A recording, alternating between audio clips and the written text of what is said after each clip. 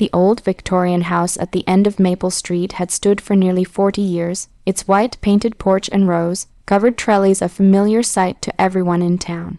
To most people, it was simply a beautiful home, but to 82-year old Eleanor Whitmore, it was far more than wood, brick, and glass. It was the place where she had built her life. Every corner of the house held memories. The kitchen still smelled faintly of cinnamon from the pies she used to bake with her late husband, Arthur. The living room walls displayed photographs of birthdays, graduations, and Christmas mornings.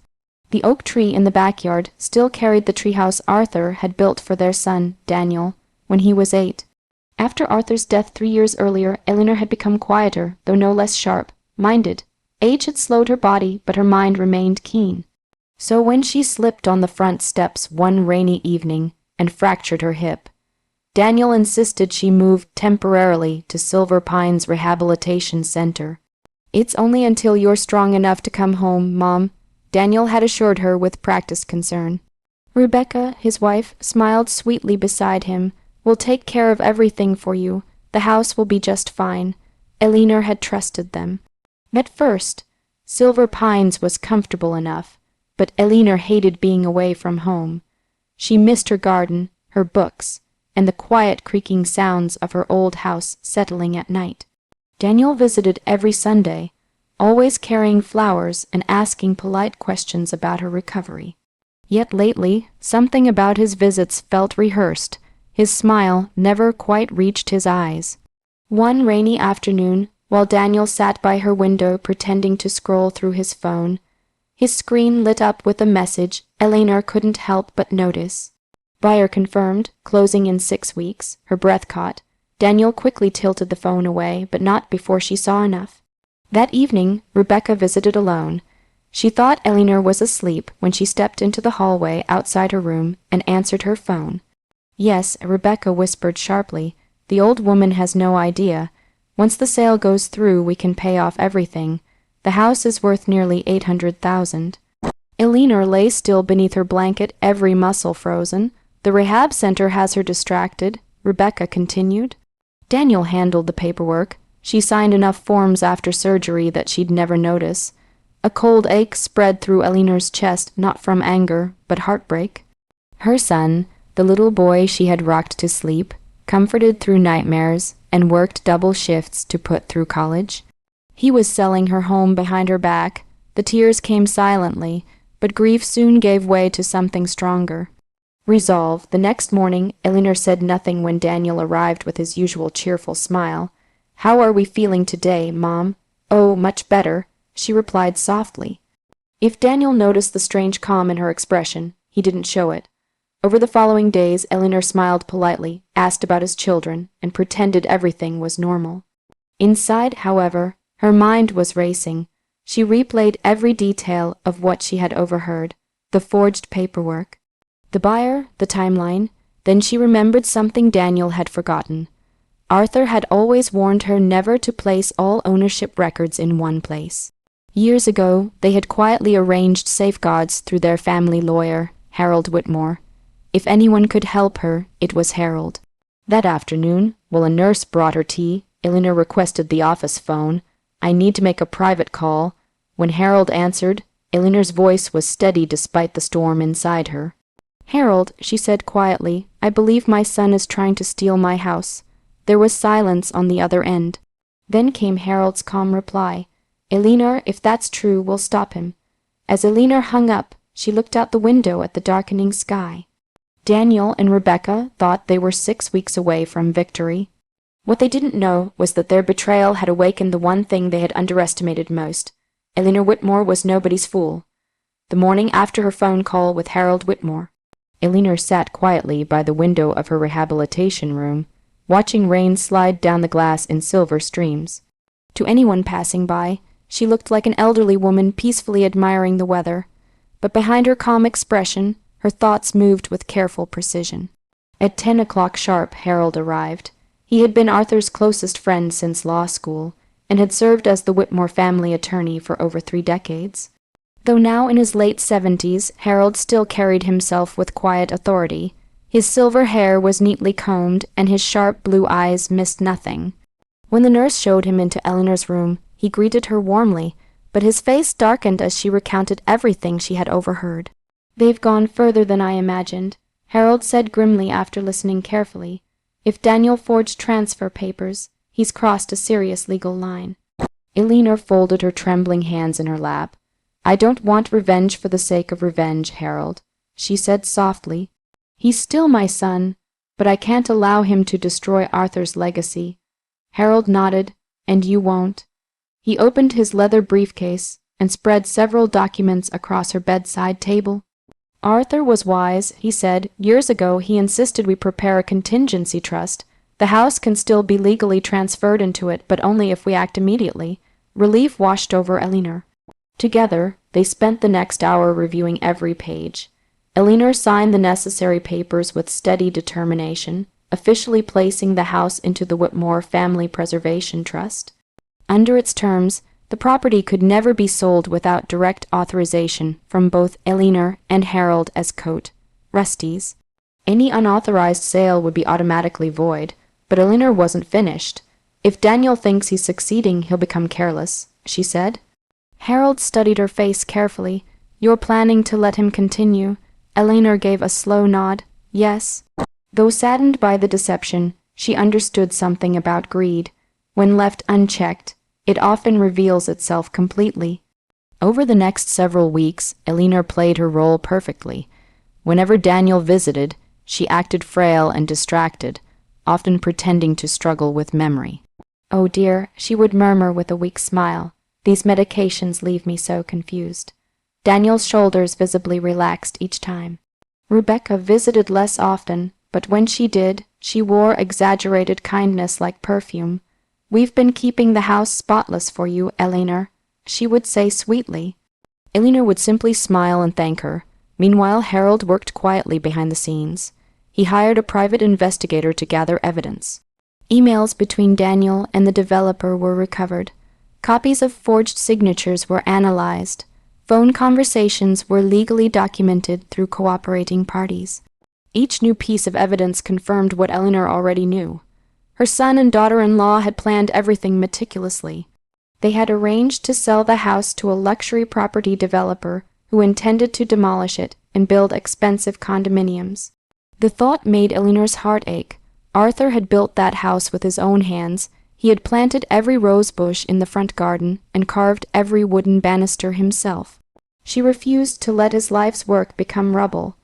One evening, as Eleanor sat alone, an idea came to her. It was not fueled by bitterness, but purpose. The town had recently closed its family assistance center due to lack of funding. Several struggling families had been left without shelter. Arthur had always believed deeply in helping others. By morning, Eleanor had made her decision. She called Harold and outlined her plan. There was a long silence before he finally smiled. Arthur would have been proud. Over the following month, arrangements were quietly finalized. The house would be donated to the town and transformed into a community shelter called Arthur's Haven, a place where families facing hardship could rebuild their lives. The legal transfer would remain confidential until the day of Daniel's closing. As the sale date approached, Daniel grew increasingly smug. During his Sunday visit, he squeezed Eleanor's hand and said, "Just focus on getting stronger, Mom. Everything at home is under control." Eleanor looked into her son's face, searching for even a flicker of guilt. She found none, but she only smiled gently. "Yes, Daniel," she said, "everything is exactly as it should be." The morning of the closing arrived bright and clear, with golden sunlight spilling across the town like a promise. To Daniel and Rebecca, it felt like the beginning of a new life. Daniel stood before the mirror in their bedroom, adjusting his expensive navy blue tie. Rebecca was already dressed in a sleek cream-colored suit, her lips curved into a triumphant smile as she fastened diamond earrings she had bought on credit, expecting to pay them off by the end of the day. "By this afternoon," she said, smoothing her jacket, "we'll have more money than we've ever dreamed of." Daniel grinned. The luxury condo developer had agreed to pay $820,000 for Eleanor's house. Once the sale was finalized, their crushing debts would disappear.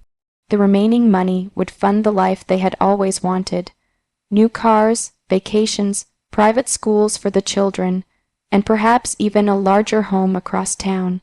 For months they had played their parts flawlessly.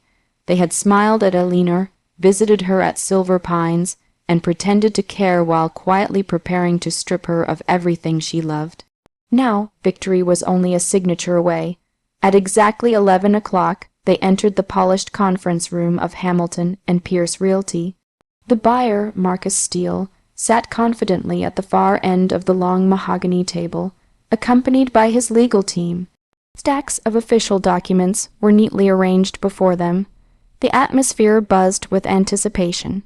Rebecca reached for Daniel's hand beneath the table and squeezed it. "This is finally happening," she whispered. The senior attorney began reviewing the final sale agreement.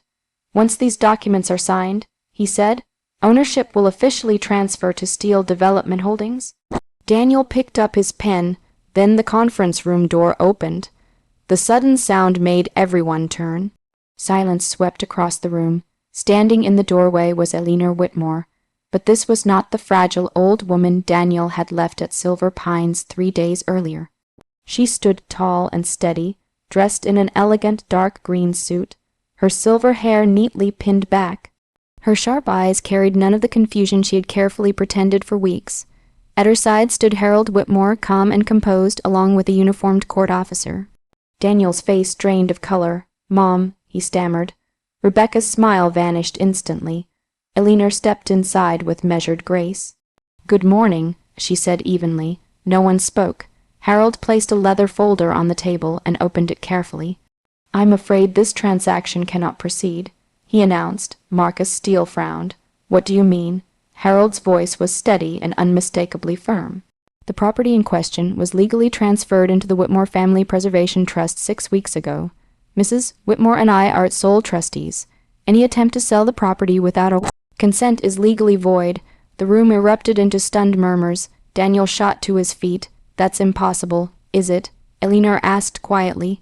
Rebecca's face twisted with panic. The court officer stepped forward and laid several documents beside the unsigned contract. "Additionally," Harold continued, "we have substantial evidence of forged signatures, fraudulent transfer filings, and conspiracy to commit property fraud." He pressed a button on a small recorder. Rebecca's voice filled the room. "The old woman has no idea. Once the sale goes through, we can pay off everything." Then came Daniel's voice. "She'll never know what happened until it's too late." The color drained completely from Daniel's face. Marcus Steele slammed his palm against the table. "You lied to us." Rebecca's lips trembled, but no words came. Eleanor looked at her son, not with rage, but with deep sorrow. "You thought my age made me weak," she said softly. Daniel lowered his eyes, then Eleanor delivered the final blow. "The house has already been donated to the town." Daniel looked up sharply. "What? It will become Arthur's Haven, a shelter for struggling families." The words hit harder than any accusation. Everything they had schemed for was gone, their lies exposed, their greed defeated. As the court officer stepped toward them, Eleanor's expression remained calm. Months earlier, they had believed they were outsmarting a helpless old woman. Now, standing in the ruins of their own deception, they finally understood the truth. Eleanor Whitmore had been 3 steps ahead all along. The weeks following the failed sale were the hardest Daniel Whitmore had ever faced. News of the attempted fraud spread quickly through town. In a place as small as Maplewood, secrets rarely stayed hidden for long. Whispers followed him through grocery store aisles. Neighbors who once waved politely now turned away. Rebecca stopped attending social gatherings altogether, unable to bear the judgment in people's eyes. The legal consequences were serious. Because Eleanor and Harold had intervened before any money changed hands, the criminal charges were reduced. Still, Daniel and Rebecca faced heavy fines, mandatory restitution for legal costs, and the possibility of public court proceedings that could destroy what remained of their reputation. Daniel sat alone at his kitchen table one evening, staring blankly at the stack of legal papers before him. The house felt painfully silent. Rebecca had retreated upstairs hours earlier after another bitter argument. For the first time, Daniel allowed himself to face the truth. None of this had happened because of bad luck. It had happened because of greed. He thought of his father, Arthur, whose rough but gentle hands had built the family home board by board. He remembered childhood summers painting the fence beside him, listening to his father speak about honesty. Character, Arthur used to say, is what you do when nobody is watching. Daniel buried his face in his hands. He had failed that lesson completely. A week later, he received an unexpected call from Harold Whitmore. "Your mother wants to see you." Daniel almost didn't go. Shame sat like a stone in his chest as he drove to Arthur's Haven, the newly renovated shelter that had once been his childhood home. The white porch was freshly painted. Children's laughter drifted from the backyard where volunteers had built a new playground beneath the old oak tree. Inside, the familiar scent of cinnamon filled the air. For a moment, Daniel was overwhelmed by memory. Eleanor sat in the kitchen, calmly arranging flowers in a glass vase. She looked up as he entered. "Sit down, Daniel." Her voice held neither anger nor warmth, just quiet steadiness. Daniel lowered himself into the chair across from her. "I'm sorry," he said immediately, his voice breaking. "There's no excuse for what I did." Eleanor studied him carefully. For several long moments she said nothing. Then she folded her hands. "Do you know why I stopped the sale?" Daniel nodded weakly. "To protect the house." She shook her head. "No, I stopped it to protect you." He looked up confused. "If I had let your greed succeed," she said softly, "you would have lost far more than this house. You would have lost yourself." Tears filled Daniel's eyes. Eleanor reached across the table and placed her weathered hand over his. "I am deeply hurt by what you did," she said, "but I refuse to let betrayal be the end of our family." Daniel's shoulders trembled. "What happens now?" Eleanor's expression softened. "You and Rebecca have one opportunity to make this right." She explained her condition. For 1 full year, they would volunteer at Arthur's Haven every weekend, serving meals, helping maintain the shelter, and working directly with families rebuilding their lives. No shortcuts, no excuses. If they fulfilled that commitment sincerely, Eleanor would help them financially recover and publicly acknowledge their efforts to change. At first, Rebecca resisted. She called it humiliation, but Daniel accepted immediately, and slowly, week by week, something changed. They listened to stories of families who had lost everything to illness, layoffs, and hardship. They painted bedrooms for children who had nowhere else to sleep. They served dinners to grateful strangers who reminded them what true struggle looked like. The work humbled them. Months later, standing beneath the old oak tree, Daniel finally understood what his mother had given him. Her revenge had never been about punishment, it had been about redemption. 1 year later, at the dedication ceremony for Arthur's Haven, Eleanor stood beside her son as he addressed the gathered crowd. His apology was sincere, and when he finished, Eleanor took his hand and smiled. In saving her home, she had also saved her family. That was the sweetest victory of all.